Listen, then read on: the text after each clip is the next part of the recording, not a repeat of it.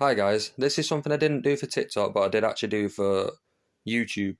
So this is going to be my Premier League predictions from the 20th to the 1st. So starting off in the 20th position will be Burnley, to be quite honest. Yeah, they've been playing okay, but they're just not a winning team in that way.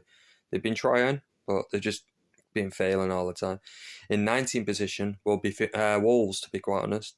They've lost, obviously, one or two of their decent players in the past couple of seasons, which is Matheus Cunha and Ruben Neves. So they haven't got like those big gaps to actually have filled yet, but never know what'll happen. So in 18th, this is another team that have lost obviously a couple of decent players like Johan Vissel or Brian Mbuemo, and obviously a couple of other players. So for me, Brentford will be finishing 18th. In 17th, I've actually changed it because I don't know why I said they'd finish 10th in the last one, but for me, I'm putting them 17th because only one player is going to stand out in that team, and that's Jared Bowen. Maybe Thomas Suchek, but Bowen's more the standout player for that team. In 16th will be Leeds United. Yeah, had an okay start. They're not been like up and running completely, but I just think they're going to be better than West Ham and also the other teams underneath. I can only wait and see. In 15th, I think Sunderland, to be quite honest, they've been really good at the start of the season, buying those decent players that they needed. Granit Xhaka is definitely one of them. But only wait and see how that goes. In 14th, once they get rid of Ange Postecoglou, I think they'll start doing a lot better. Notts Forest. In 13th, I actually think Brighton might actually do it. You know, they might not be fantastic now, but they will start growing now and again better and better. In 12th, I actually think Fulham might finish there. So, can only wait and see how that goes, eh? For 11th, Villa have had obviously a poor start to the season, but I actually think they'll get themselves better and better, and seeing as though they started off in the cup competition where they actually won. So now they're actually moving themselves up a lot better than what they were doing at the very start of the season. In 10th, I actually think Everton might finish there because Jack Grealish, he's actually made that team so much better. Idrissa Gana Gueye is obviously there. NGI, many other players that are really good and talented, honestly, but Jack Grealish is that standout player that's just making that team tick perfectly. Then in 9th, this is me compared to how it was on YouTube. I actually said 5th for this team, but I'm putting them 9th because I don't know how they're going to do very well now for the rest of the season. But even if we beat Liverpool on weekend, which is going to be a struggle, I still think we'll finish 9th, which is Manchester United. In 8th, I actually think Newcastle United could still finish there. Obviously, if they keep all of the players in January. Because Anthony Gordon's a really good player. That Walter Marder, he's proven himself to actually be a tall, talented player like another Peter Crouch or Zlatan Ibrahimovic.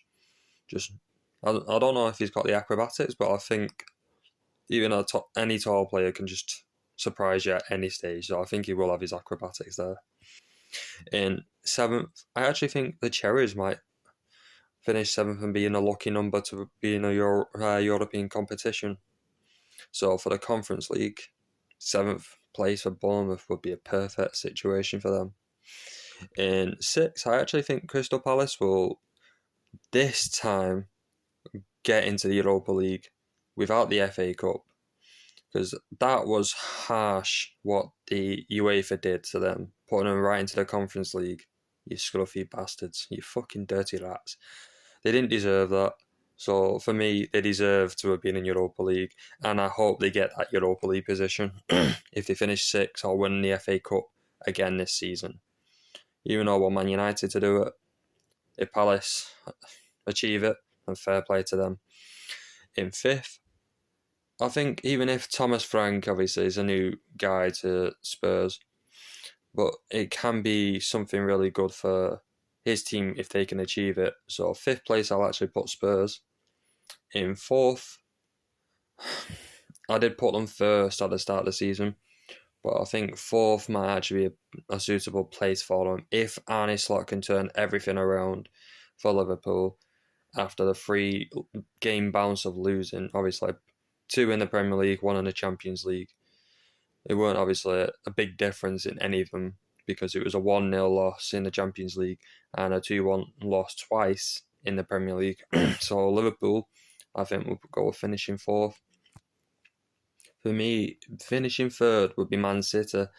Yeah, they're just like Liverpool in that way, where they've actually built on like a little bit of a new team, having to get the structure around them, like Ryan does, and obviously a few youngsters that have just come into this situation, Nico Gonzalez, and just getting Rodri back into it all.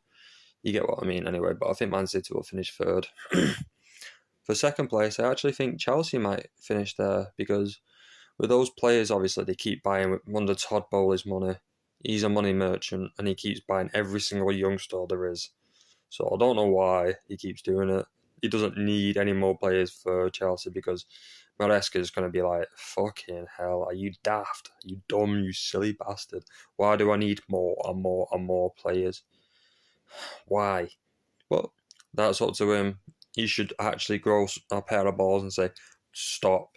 I don't want any more players coming in. I've got too many youngsters and a few that I can't even play because they're not in my system.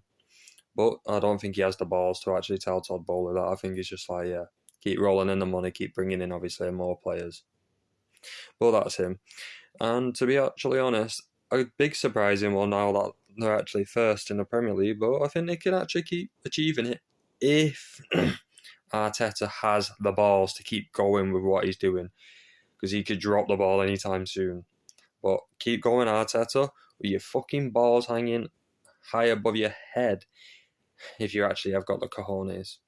So I think Arsenal could actually finish first this season because obviously they've got the players to do it. They've got Saliba, Timber, Saka, Decky Rice. They've also got Gyökeres, that was meant to have been our player, but he betrayed Amorim and went to Arsenal. But you've seen that many times before.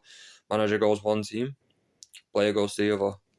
But like Brian Mbeumo and Thomas Frank. So it can all happen.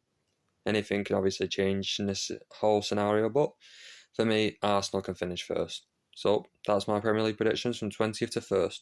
Thank you for listening.